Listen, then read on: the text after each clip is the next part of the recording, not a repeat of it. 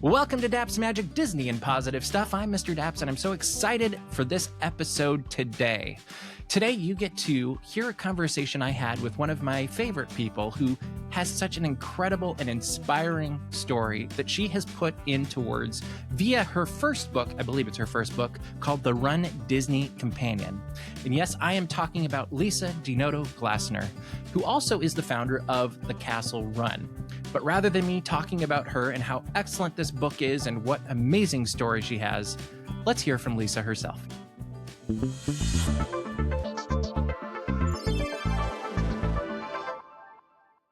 Well, welcome, Lisa. I'm so happy to have you here today. I'm really excited about your book. And before we get into everything, I was thinking back about the first time we met. And you can correct me here, but I think we were sitting on the floor at D23 however many years ago, waiting for the Disney Parks and Experiences panel. Does that sound correct to you? That sounds exactly right to me. That's so funny. I remember the same thing. It's just one of those random, like, as I was thinking about it, I'm like, how did we ever meet anyway? And I was like, oh yeah, we were sitting on the floor and waiting for hours on end, because that's what you do with media in D23 and all of that fun stuff. But I'm very excited for you to be here today. Before we get into your book, tell us a little bit about what's your origin story with Disney? Like, what is that defining moment, perhaps as a kid, whatever? So it all kind of goes hand in hand with the book and the running and all the other things. Perfect. But so I was not like a Disney kid. I mean, I liked it. Like we would go on like semi-regular family vacations and we'd have fun, but I just like come home and get on with my life. I wasn't like enmeshed in the magic in the way that some of them were. So I kind of I missed some of the like, 80s and 90s Disney in that way. Like I said, like I think my first trip, it was like 1982. It was right before Epcot opened. I was 4 years old, not to date myself, but yeah, so we would take the occasional family trip and just enjoy ourselves. And we've got great pictures from back then. And then we came home and that was it. But after, as an adult, we unfortunately lost my dad it was about 12 years ago now. And my mom and I had kind of been through like the thick of it, like through like when he was ill and after he passed away. And we just decided one day to just take this like get the heck out of Dodge trip, just to like get away from it all and like where else to go but the happiest place on earth. And I had kids of my own at that point. So there were other reasons why I was, kind of eager to get back to the mouse and like give them the experience. So we booked a room at Boardwalk just because they're looked nice online and we didn't really have anything else to go by, and came down. It was the Columbus Day weekend of 2014. And everything just kind of like clicked. Like it felt the same way that New York City felt to me when I was kind of in high school going up into college, where like I would sort of arrive in the city and like the energy of the city just felt right to me. And this place just felt right to me. Like I remember standing outside on the boardwalk and the kids were watching a magic show one night. And it was like that perfect Columbus Day weekend weather where I can only describe it as like room temperature with a breeze outside and just perfect. And I remember just kind of like looking around myself and thinking like, all of a sudden thinking like, I could live here. And it wasn't like Space Mountain or Mickey Mouse or like the Ohana reservation that I had fought to get for weeks leading up to it. It was just like something about the vibe of this place just felt right in that moment. And I remember too, like that same trip standing in front of the castle and I don't even know if you remember the Celebrate the Magic projection show that How used could to you be. forget? I loved it. I loved it. So I wish they'd bring it back. But they used to play it right before Wishes, which also I miss. But I remember standing in front of the castle, like in like, the masses of people, and they did the Celebrate the Magic show. And I'm just looking at it and just thinking like, these people get it. Like these people get it. And it was just, and that was the beginning of it. And I think it just like filled like a hole in my little heart that needed filling at that point. And I just sort of fell madly in love with this place. And my mom and I think my mom felt the same way at the time. We actually ended up coming down and buying into TVC like a couple of weeks later. And then these like very regular trips just became sort of a little light that I needed. So yeah, I came to it probably later in the game than most of us. I certainly wasn't like a Disney adult as a young adult or anything like that. But yeah, it just kind of grabbed my heart and didn't let go from then. Well, and I love how it grabbed your heart and then you followed your heart, because if I recall, you were a pretty big deal lawyer, and somehow you end up in Florida, and now you do all these cool things with photography and candles and running and book writing now. How did that happen? So obviously these are like big stories to try to boil down, but Yeah, no pressure. um, so I was a big law attorney. I went to a great law school and got a great job after that, and did mergers and acquisitions, corporate law on Wall Street initially for a while, and then I did the same kind of work outside DC for a little bit.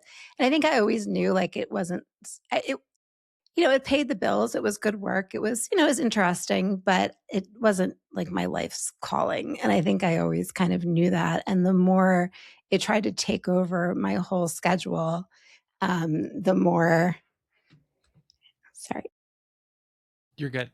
the more it tried to take over my whole schedule, the more I realized that I kind of needed to get away from it. And shortly after running my first runDisney race, the Princess Half Marathon in 2016, I came home and kind of realized that nothing had changed, and sort of and I just ended up putting a date on the calendar, and the date ended up being August of 2016, where I kind of walked away. And looking back, I don't think I realized quite how much nerve it took to do that. I didn't, I think I just figured I would like walk away and figure out what was next and figure out my calling, and everything would be easy peasy. And here I am 10 plus years later, kind of just starting to figure it out, I think.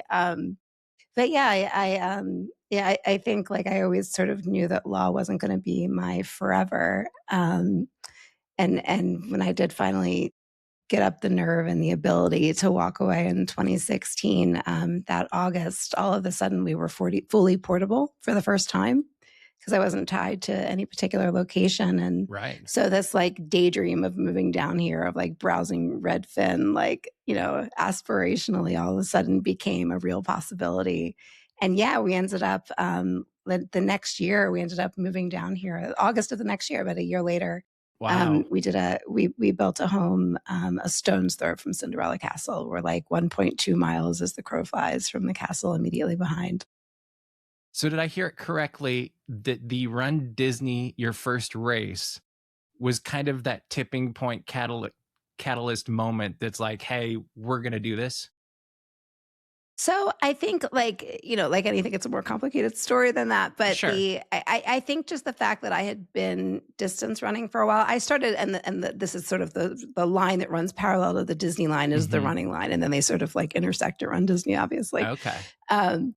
But yeah, I was distance running to kind of get through a difficult time in my life. My dad had been ill, and we ended up losing him. And I just had a lot of trouble like sitting with my feelings at that point in my life. And I started distance running just as almost like a form of like moving meditation to just kind of get through my thoughts in an active way. And we lost my dad about 10 months after he was diagnosed. And it was a really, really difficult time.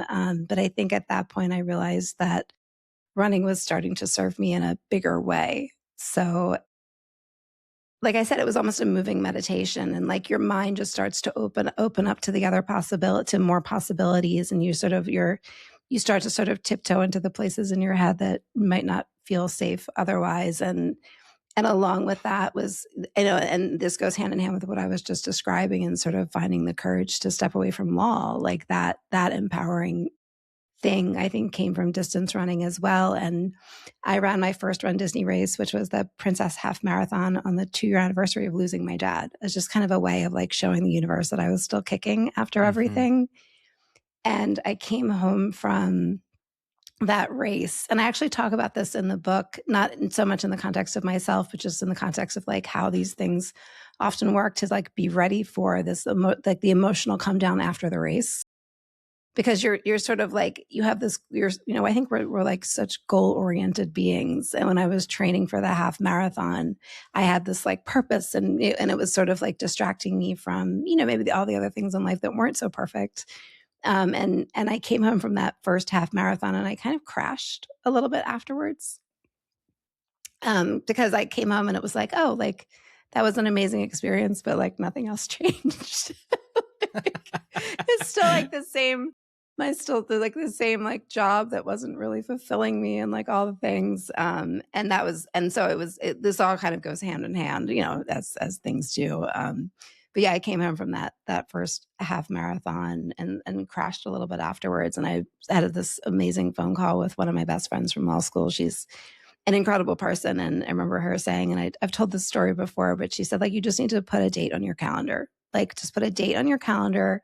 And I don't care if it's like 2 weeks from now or 2 years from now, but you just need to put a date on your calendar for when you're going to walk away, and then use that intervening time to kind of wrap your head around not just the like financial end of it, because like we were fine, but like the psychological part of like walking away from something that was such a big part of your identity. And so, yeah, I ended up walking away from law 6 months later. I walked out of my office for the last time that August.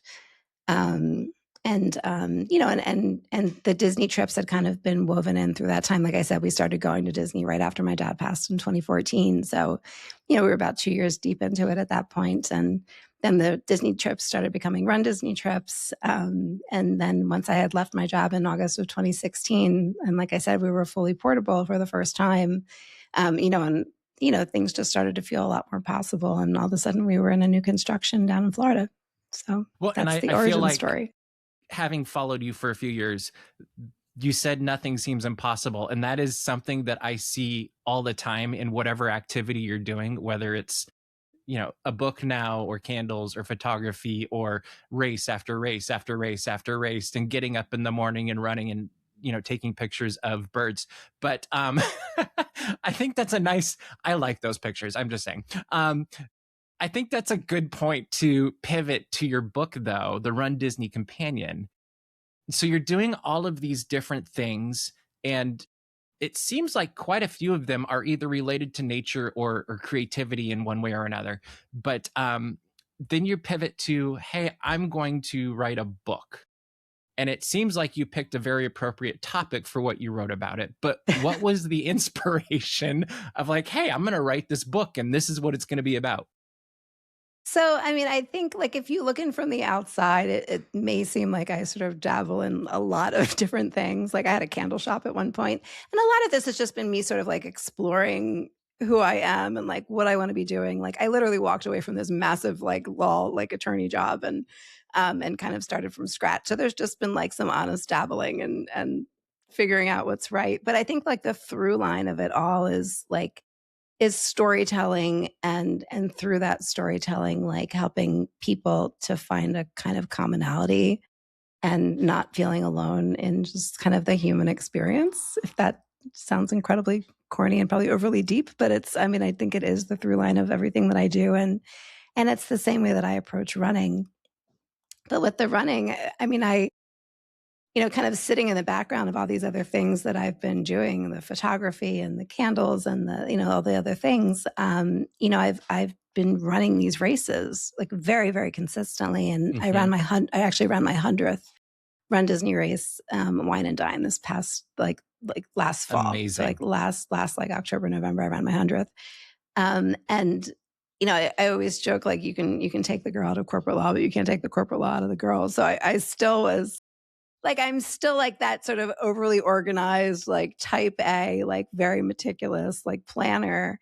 And so that this is kind of like how I would approach my race weekends. So like every, race weekend, runDisney will put out a guide that's like very, very difficult to decipher and make your way through. Shocking, I know. And I would sit and kind of like figure out like the road closures and like when the corrals open and close, like all the like dumb details that like you need to know, like the logistical stuff going into the weekend.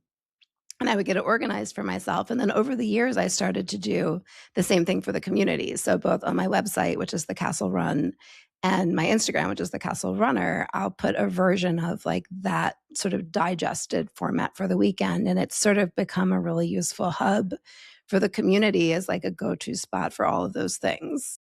And I think over time, I started to realize more and more, first of all, that this book didn't exist. And also that Mm, so much of the information that I would sort of cull for each race weekend was evergreen. Like things okay. change from season to season and things, but and at the same time, like running has become so popular and Run Disney has Hmm. become so popular that we're getting this wonderful influx of new people. And also like people who would love to do it, but I think are kind of intimidated by what otherwise by like what for, at least from the outside as a newcomer looks like a very overwhelming logistical experience. Like Disney itself, I think is very overwhelming, like logistically for people looking in from the outside. And like then you layer in this like crazy race weekend and all the things that go along with that on top of it. So I think like it's amazing to me that the book didn't exist, but it probably makes sense that I was the one to write it, like just Oh, given yeah. my background and sort of how I'd functioned in the space for so long. And it had kind of been in the back of my mind to create this thing for a while. And then I think sometime like early this spring, I was like, you know what, the time's not going to find me. I'm going to have to just find the time. So I sort of brain dumped an outline at one point early in the spring. It was like an afternoon. And I was like, all right, what are all the things that I would want to cover? Registration and like the history of Run Disney and like I said, the emotional come down and the race itself and costumes. Like, it's basically what's now the table of contents of the book. And I kind of would wake up each morning and be like, all right, what do I feel up for tackling today? So, Hmm. some days I felt a little more touchy feely and I could do like something a little more like, hands on. And some days I felt like all right, I can take on the research of the history. And some days it felt like a little bit of a lighter lift to do some of the like straight logistical stuff. So over the course of a couple of months, I kind of put together this book that I then like sat down with and kind of made a whole out of. Um, but yeah, I think, you know, I, I think like the book just it didn't exist and there was no reason that I shouldn't be the one to write it. And so I wrote it. Um, and now it's a thing. And I'm just like, it's crazy to like hold it and like it's right here. Like to hold it in my I was hands. gonna Like show it off. it's like, yeah, it's like a big thing. It's sizable. So yeah, like I'm amazed that like the book didn't exist. But now it does. And I made it. And I'm so excited about it. And it's also like it's not, it has like its two audiences. Like the body of the book is 1,000% for the newcomer to Run Disney Okay. who That kind of was my just next needs. question. Yeah, okay, good. So yeah, I mean, I think it very much has two audiences because it couldn't not have two audiences, even though you're not Hmm. supposed to write for two audiences, but that's fine. So like the body of the book, is exactly, what it sounds like from the outside. It's like it's literally somebody to hold your hand from choosing your race to registering for your race to training to planning your costume to the start line to the race itself to the finish line and onto like the emotional the emotional aftermath of crossing the finish line. And that's sort of the most obvious and clear audience for the book. But the book is also for the veteran runner, and it's at its heart, the book is a love letter to the Run Disney community. I open up the book with a much more detailed version of the story that I touched on about kind of how I came to Run Disney and that time in my life. Hmm. And I don't tell it, and I say in the book, if you're just here for the facts, like you feel free to skip this chapter. But I couldn't not include it, and also I included it not really to talk about myself, but because like we all have some version of that story, right? And it's and I hope in reading it, like people feel like less alone in that end of things. So that's the opening of the book. And then the very last chapter of the book is a dozen life lessons learned from, Mm, a life of distance running. And, I liken it to, if you remember that old book, everything I ever needed to know I learned in kindergarten. yeah. It's like that, but running instead of kindergarten. So, that as well, like that chapter to me is Hmm. absolutely the heart of the book. And it's 100% for the veteran runner and just trying to put into words all of the ways that like running teaches us larger lessons in life and just kind of makes us better human beings. Which I think is true whenever you're doing something that big. It takes that, I guess, investment is another word for training. But as you're trying to build up to this big thing, whatever it is, it's, I mean, everything, it can go back to a race metaphor, I feel like. But it's interesting that you went there at the end, which kind of is where I was going with my next question as well. not looking at my notes, but it seems like you are. Um, but like, as you're going through this, because you're probably reflecting over however many years of racing and experiences and highs and lows, but what was that? I don't know if it's the biggest mistake or the biggest piece of advice or that one thing that you really felt like, hey, I need to make sure I hit this. And you don't have to give it all away, but just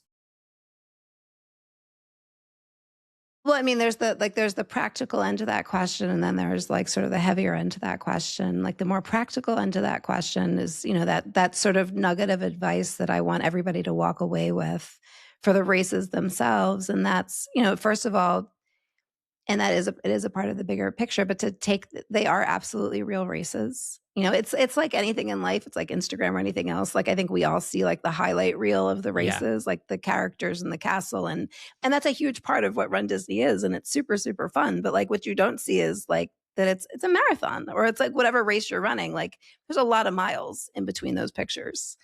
So when you register for the race, like do yourself the honor of training for it. Like it's a real race, both because it is absolutely a real race and you need to be physically prepared for that.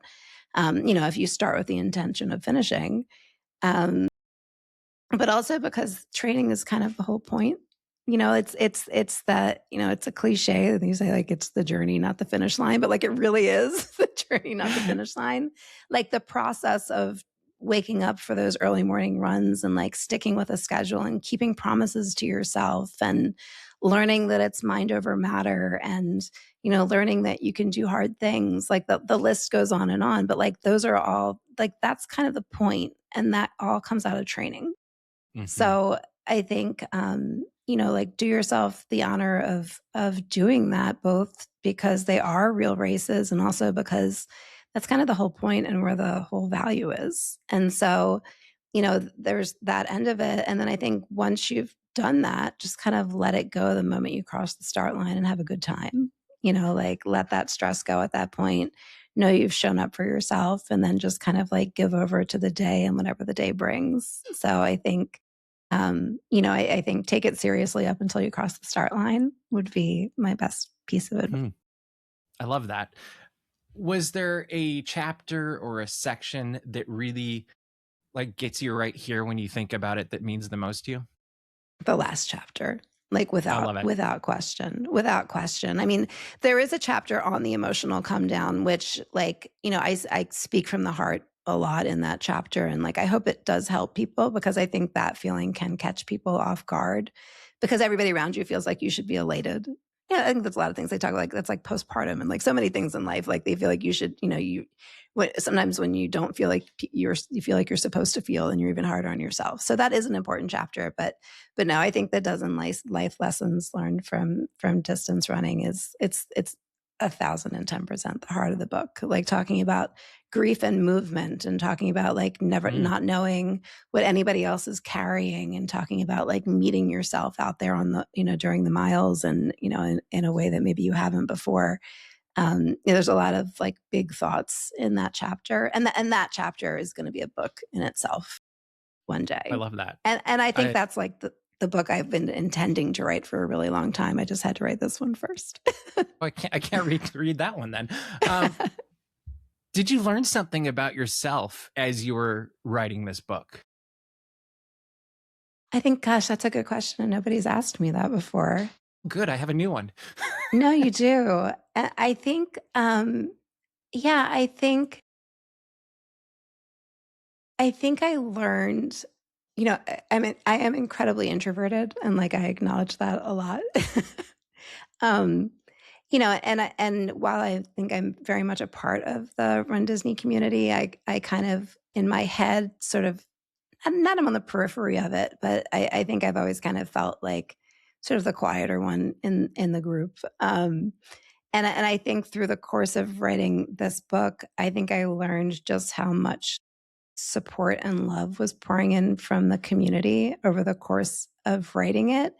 And I think I realized in that process, like that I was far more connected than I gave myself credit for or thought I had been.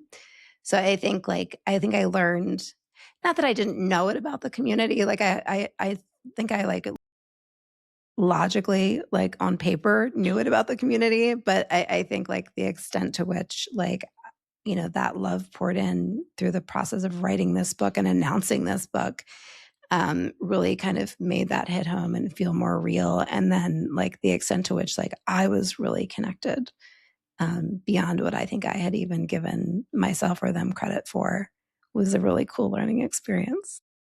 I love that. Yeah. I don't know what I was expecting, but I love the community aspect, because when I think of you and actually think of that whole group in Florida in particular, that would probably be one of the first words that pops into my mind is community. And I go back to that day at D23 on the floor, is that was one thing that as I walked away, I couldn't tell you what we talked about, but I can remember having a grand old time being uncomfortable on the floor in a suit, chatting with you all and meeting all of these new people that were all like best friends. And I was like, oh, this is completely different than anything I'd experienced before. And so it kind of almost doesn't surprise me in some regards that that's what you would discover in the Run Disney community as well, because I feel like sometimes what you put out you attract, and that clearly seems to be happening there. For somebody who's never done Run Disney before, which would be me also, but the atmosphere, the culture, whatever that is, like what makes Run Disney and that community and atmosphere unique compared to maybe they've done other marathons or runs or nothing before?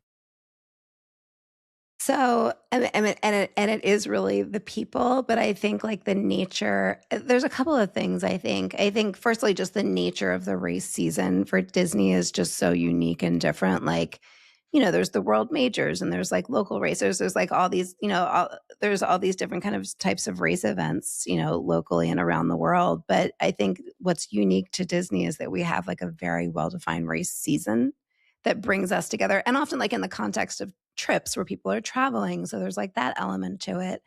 And so I think like just the fact that we have this sort of regular calendar schedule where we're all kind of coming together over the course of the year gives it a sort of reliability. And then this whole ecosystem that's grown around that, from like Run Disney specific Facebook groups and podcasts. And like now they have the virtual runs. So we all kind of have like these touch points throughout the year. So I think like just from a very practical perspective, that's a really big part of it. I also think that the challenges themselves, like the Run Disney does challenges. So instead of running, you can run any standalone race that you want, but then each race weekend, they also have like multi-race challenges.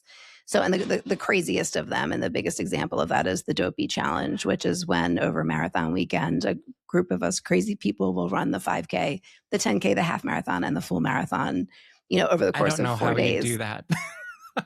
And that's kind of the point though, right? And it's 48.6 miles over the course of the 4 days. And the hardest thing about it is that these races start like 4:30 or 5 o'clock in the morning. In order to wake up and get there and like enjoy the pre stuff and like just kind of get there and into corral in time, you're basically waking up like 1:30 or 2 a.m. Right. over the course of these days. So you are delirious, like delirious Half the by fun, the time. Right? Absolutely. But I think like, that's layer two is just like we're all just loopy together, like doing these crazy things. And so it's not like you're showing up at, 7 o'clock in the morning and running however many miles the race is and then collecting your, your banana and your Powerade and heading home. Like you are showing up day after day with these same people and standing in corral and doing all these miles together. And it's a very kind of humbling experience. It's a very like, it's hard. Like you're kind of like you're doing something really, really hard and you're doing it all together. And I think like that's like the next layer of what kind of brings us all together. And then I think just like the kinds of people that Run Disney and Disney tends to attract is like the next like last layer because I mean, not to get too heavy about it, because it is to an extent like, Mickey Mouse and castles and fireworks and fun. But at the same time, I think like a grown adult who is drawn to Disney, like sometimes has like been through it a little bit. You know what I mean? Like, I think like if you need that much magic in your life, there's probably like a reason for it. I know I did. Like that speaks like the story I just told about when I came back, like after losing my dad and just feeling like it like filled a spot in my heart. Like I think so many of us feel the same way about this place and kind of came back to this place in the same way. So like Disney, like I'm not talking about like the people like with the merch and the outfits and but like the Yeah. real Disney adults, like the grown adults who are really drawn to this place. A lot of times like I've been through some stuff. And I think like the same kinds of people are often drawn to running for all the same reasons I just described. Like when you're Hmm. like going through the experience of, of finding distance running as an adult, it's usually because you need it for a certain reason. And I think like the nexus of all of that is like these people who, for very similar reasons, are drawn to Disney and are drawn to running. And so I think like it tends to be, there's the race season and there's the challenges and there's all the things. But I also think like the community like tends to be made up of some pretty awesome people who have been through some stuff and maybe kind of know themselves a little bit better than most. Hmm. And so like the ability for those people to become a really beautiful community, I think is kind of built right in. I haven't done Run Disney, obviously, but I definitely think you're onto something there, just having experienced particularly the Disneyland community for the last 25, 30 years. And I think of some of the most difficult times in my life, they're the people that'll be there in a heartbeat and give you the shirt off their back. And sometimes it's something simple as just a kind word, and other times it's literally, I've been there before, let's walk together. And I think that's something really special that I hadn't really considered about Run Disney, because it seems more, I mean, obviously we see the celebratory moments and the training moments, but you don't see the personal moments, I think, quite as often from the outside. And I think that's a really interesting, I don't know if it's a perk, but it's an interesting side to this that's probably the most beneficial, if I had to guess. Yeah, I mean, I think so. And that's why I say, like, when you ask what, the first piece of advice or like something I would stress would be, and it is that like the races are real, the miles are real, the training is real, and like anything else, the things that you see on social are like the highlight reel of it all. So again, like it's absolutely, is it about the characters and the castles and the fireworks and the fun? 1,010%. Absolutely. Like it's, yeah. And you don't have to be a joiner in that respect, but like, it's a huge part of what's so fun and like so like the appeal of Run Disney. So I don't want to discount that end of it. Like they're absolutely fun and they're a great time, but at the same time, like the people who are training for these races are working really, really hard. And what you're seeing maybe on Instagram is the highlight reel of it all. Like sometimes I'll post I'll post like post race pictures, and I think like the people who knew me in my old life, like at the law firm and stuff, I'm like, what do these people think? Has become of me. It's just so like I'm in a tutu with Mickey Mouse, like running a marathon. Um, but no, I mean, you just kind of have to take yourself a little bit less seriously, but also remember like that, these are real races, they're real miles, and they just happen to be couched in like a whole lot of fun. Do you have a favorite moment or memory or even accomplishment, if you want to pick that comes to mind as you think about now 100 races of Run Disney?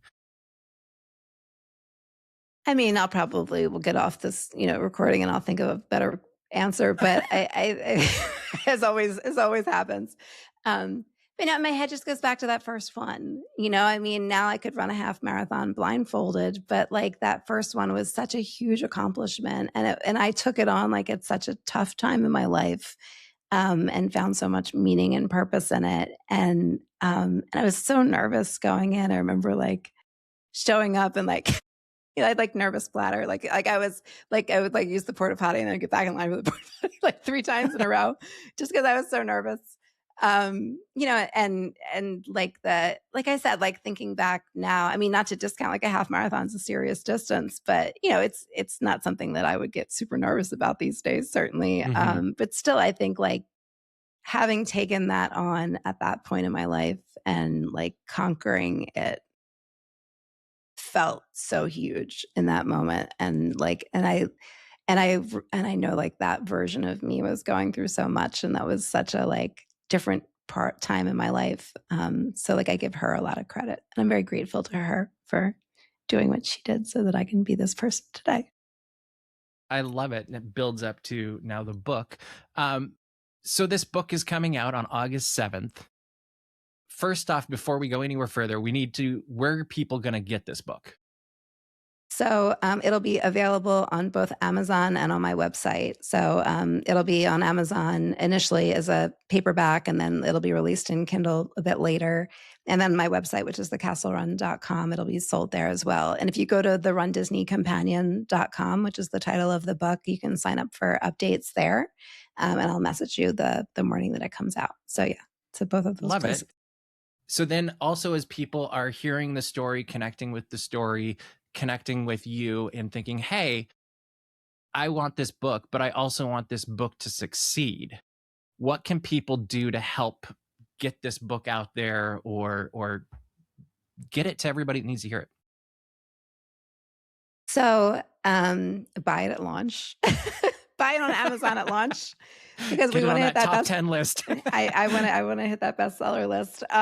No, I mean, absolutely. I mean, absolutely get it at launch if you're interested in it at all. If anything about this, whether you're a runner or not, like if anything about this conversation or like these things we're talking about sounds interesting, like absolutely get your hands on it and share it. Like if something in it speaks to you, please share it. Like, and you know, it doesn't have to be on social. Like, just reach out to me personally. Just, you know, I think so often we feel like we're just kind of writing into the void. So if anything in it speaks to you, if it helps you in any way, absolutely share it out. And if you know somebody who's training for a race and you want to gift it, like I think it's like I said, it's really like a hand holding from start to finish of the race. So, you know, if you know anyone else who you think could use it, you know, I would definitely gift it. What would make you the happiest if somebody got this out of this book, if they were to walk away from reading it? I mean, I think if you know, for every person, if or even if just one person reads it and it gets them over that hump from like it being something that they kind of wanted to do in the back of their mind for years or however long, and kind of getting through the book is what gets them over the hump to register and do it. You know, life is so short, you know, and what's the worst that could happen? You know, you get swept, you have a great story. You're still in Disney World, right? Like, Right. so yeah, I mean, I think like for every person that reads it, I mean, if the veterans read it and feel seen, then I feel like I've done my job. And if the, you know, the aspirational runner reads it and ends up, you know, registering and having, you know, that experience as a part of their life, I've succeeded on that end. Well, am I correct too that even a unaspirational reader or runner, I guess I should say, if they were to read it, I feel like they're going to get something out of it because it seems a very like you can book. Is that correct? Absolutely. Absolutely. And it's just a very human book. I mean, I would very much think that, you know, setting aside the like serious, the, you know, more specifically logistical stuff, I think like the front end and back end of the book, you know, are just speaking to other humans. They're not, you don't have to be a runner. You might end up wanting to go for a run afterwards. I'd be surprised if you didn't. Um, but yeah, I think it's just and that's kind of goes back to the through line of what I was saying. Everything that I do kind of goes back to is just kind of like the human experience and storytelling in that way and making us all feel a little bit less alone in it all. So, you know, my hope is that even if you're not a runner, that you would get a lot out of it. I love it. Well, make sure to get Lisa's book the day it comes out, not a day later. Share it with your friends. Make sure to get the word out. And a thing that might even be fun is if you have a quote that really speaks to you in this book, pull it out, throw it into Canva, whatever it is you use, share it on Instagram, share it on whatever social media you love, and make sure to tag Lisa so that people can go find the book that way, because you never know what a little word is going to go and how far it'll take you. But before I let you go, Lisa, are you up for a fast five? Gosh, I forgot we have to do that. Yes, I'm as ready as I'll ever be. I promise it's not that hard. So just it's quick fire, whatever pops into your head first, and they might get progressively harder. Okay, Are you I'm ready? ready. Okay. As ready as I'm going to be. Who is your favorite Disney character? My favorite Disney character is Jiminy Cricket because my dad used to sing "When You Wish Upon a Star" to me when I was a baby. Oh, that's wonderful. What is your favorite Disney theme park? I think I know the answer. We'll see if I'm right. Now I don't want to get it wrong. I mean, it'd be me wrong.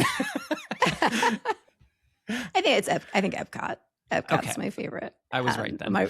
Okay, yeah, Epcot for sure. So you've just walked into Epcot. What is the first thing that you do? So that's a very easy one because it's always my kids leading the way, and we go to Mitsukoshi, which is the shop at the Japan Pavilion. Like sometimes that's the only place we're going when we go. Hey, that's a good day to me. All right, next question. You're stuck in an elevator for 3 hours. What Disney attraction, loop, or area, or whatever music would you want to have on repeat in that elevator?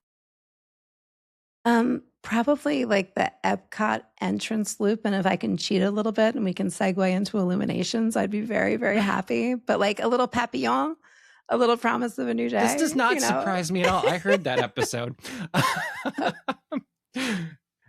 Which I'm just going to say it because there's a fantastic WDW radio episode where you guys go into the music of Epcot, if I recall exactly. And it's one of my favorite ones I think I've ever heard. But yes, it's a love letter to that, I feel like.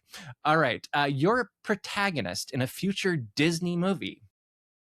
Who that's an existing Disney sidekick would you want as your sidekick?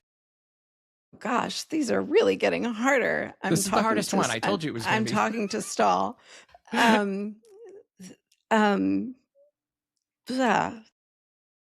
Maybe Bert from Mary Poppins. I'm going to go with Bert from Mary Poppins. Yeah, Bert. Absolutely. Yeah, he was like a hype guy. Yeah, definitely. That's and he can draw. I don't know. Yeah, exactly. And the music. I love that. That's fantastic. Well, that wasn't so hard. You got through all 5 pretty quick. You did. I passed the quiz. Yeah. Harder than writing a book. Who knew? All right. Well, thank you so much, Lisa, for being on today. Make sure you go and get Lisa's book. Go check her out on Instagram. It is Castle Runner, right? The Castle Runner. I almost forgot the. And then thecastlerun.com. Yes. Yeah. Thecastlerun.com is my website, and the Castle Runner is my Instagram presence. And then you can sign up for updates on the book at thedisneycompanion.com. So make sure to do that. Make sure to get her book and share it with people because it's so much more fun when we share. But thank you for being on, and I can't wait to read the book. Thank you so much.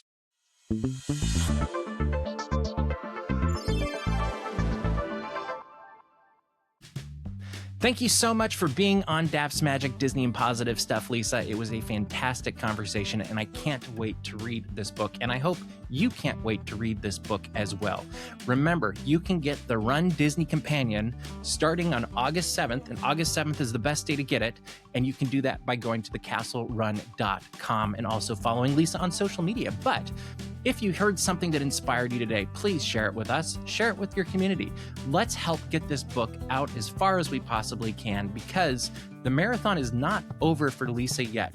It is a huge process to write a book, to publish a book, to market a book, to share a book, to sell a book, all of those crazy and overwhelming things, to be completely honest. But we can help her get that book the extra mile and help it be as successful as it possibly can, and maybe even on that top 10 list for Amazon. And wouldn't that be a fantastic thing to do, as her book helps inspire other people, whether they're runners or not. Also, if you would like to talk more about this book and share your thoughts with me, head on over to Daps Magic HQ at dapshq.com, where we talk about more Disney and positive stuff, and you get a little more behind the scenes access. We have a lot of fun there. I hope you'll join us. I think that's all I got for you this week. So make it a great week, everybody. Keep kind, and we'll see you in the parks.